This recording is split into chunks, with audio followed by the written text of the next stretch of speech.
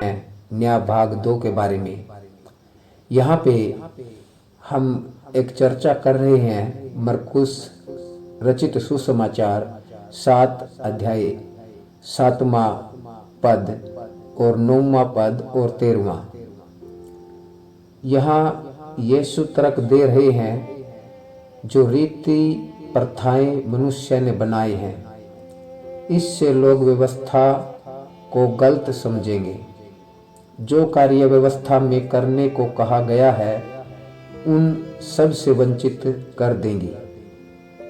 अपनी रीतियों से जिन्होंने तुमने ठहराया परमेश्वर के वचन को टाल देते हो।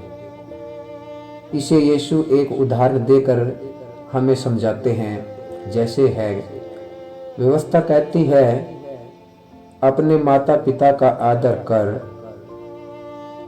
लोगों की प्रथाएं विरुद्ध अपनी संपत्ति मंदिर में दान कर दे। मृत्यु उपरांत इस प्रथा से संतान दिल से माता पिता की सेवा नहीं करती थी। और ये लोग कौन थे? ये फरीसी और शास्त्री लोगों की बनाई हुई बातें थी। परमेश्वर में यह आजादी है कि अपनी संपूर्ण संपत्ति आप दान करें या ना करें। इस परंपरा ने माता पिता का अनादर के योग्य बना दिया। व्यवस्था धर्मी नहीं ठहराती, मनुष्य विश्वास से धर्मी ठहरता है। व्यवस्था पाप को पहचाना जाता है।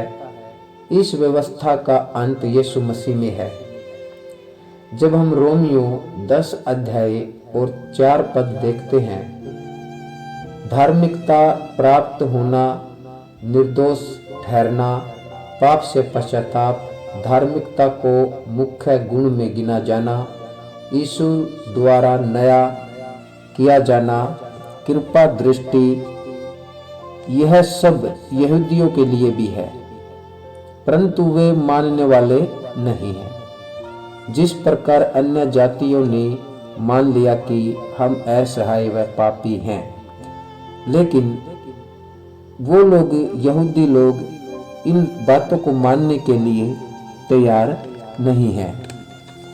अब हम आगे देखते हैं, यीशु पर विश्वास करके सब लोग परमेश्वर की धार्मिकता पा सकते हैं।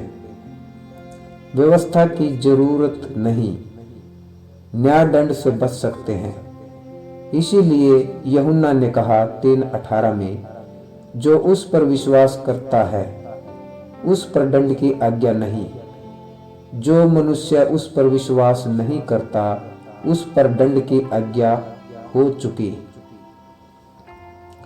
और यहाँ इब्रानियों 8:13 में हम जानते हैं कि यहाँ 2 वाचा का जिक्र है। वाचा मतलब संधि, यानी 2 के बीच में एक बात को उत्तम व खरे रूप से स्थायी करना।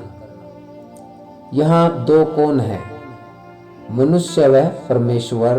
2 वाचा एक पुरानी है जो परमेश्वर ने मनुष्य के साथ बांधी थी, जिसमें पशुओं का लहू मध्यस्थ था। दूसरी जो वाचा है वो नई वाचा है, जिसमें परमेश्वर व मनुष्यों के बीच में यीशु मसीह का लहू मध्यस्थ है। जब हमारे पास अब नई वाचा है तो पुरानी वाचा की ओर क्यों जाएं?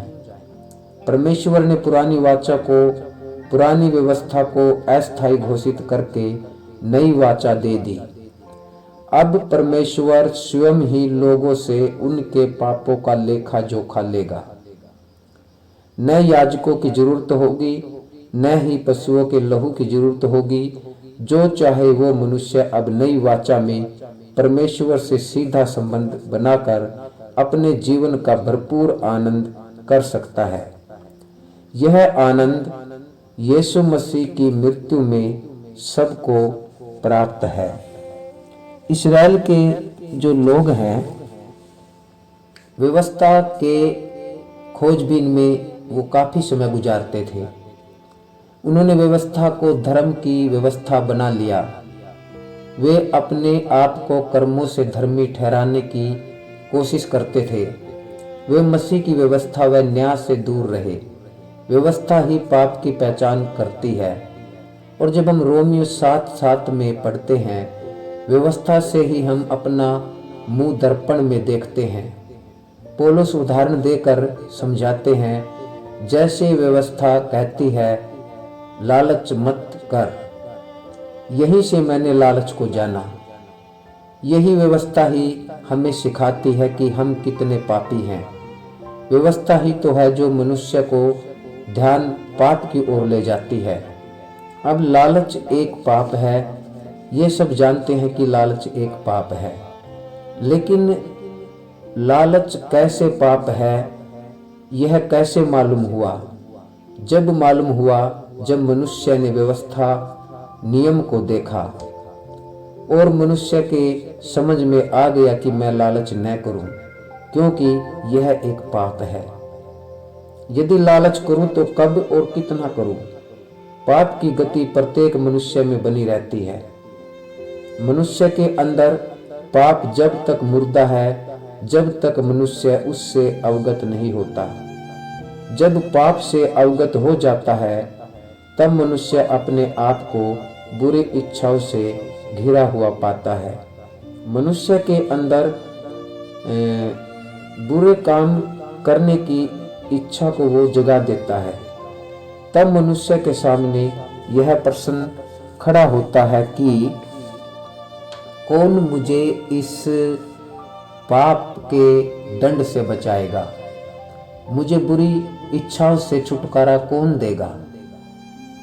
भजन साहित्य 96 अध्याय और 13वां पद। परमेश्वर के सामने हो, क्योंकि वो आने वाला है। वह धर्म से जगत का और सच्चाई से देश देश के लोगों का न्याय करेगा। प्रेरितों के काम जब हम 17:31 देखते हैं, क्योंकि उसने एक दिन ठहराया है जिससे वह उस मनुष्य के द्वारा जगत का न्याय करेगा। यहाँ विशेष 2 तरह के लोगों के बारे में हम सोच सकते हैं, इनके बारे में हम देखें। एक वो लोग जिन्होंने अपने पापों से पश्चाताप किया, और दूसरे वे लोग जिन्होंने अपने पापों से पश्चाताप करने का इनकार किया।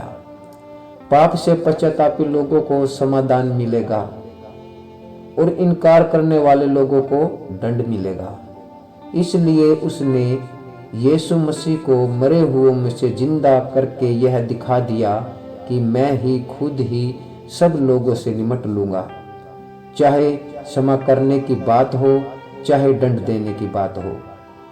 क्योंकि परमेश्वर मनुष्य के पापों को सहता रहा। मनुष्य समझ रहा था कि यूं ही चलता रहेगा, लेकिन अब सावधान होने का वक्त आ गया है। अब यूं ही नहीं चलेगा। यीशु मसीह जिंदा है, वो जीवित है, वह फिर से आने वाला है। संसार के अंत का समय, परमेश्वर के सिंहासन के सामने खड़े होने का समय, न्याय का समय आने वाला है। यह न्याय ऐसा वैसा नहीं। इस न्याय में कोई रिश्वत काम नहीं करेगी, कोई जान पहचान यहाँ काम नहीं आएगी। यह न्याय अलग ही प्रकार का न्याय होगा। इसलिए अभी भी समय है और समय आने से पहले समझ जाना है। परमेश्वर आपको आशीष दे। बाकी का हम देखेंगे भाग 3 के न्याय में।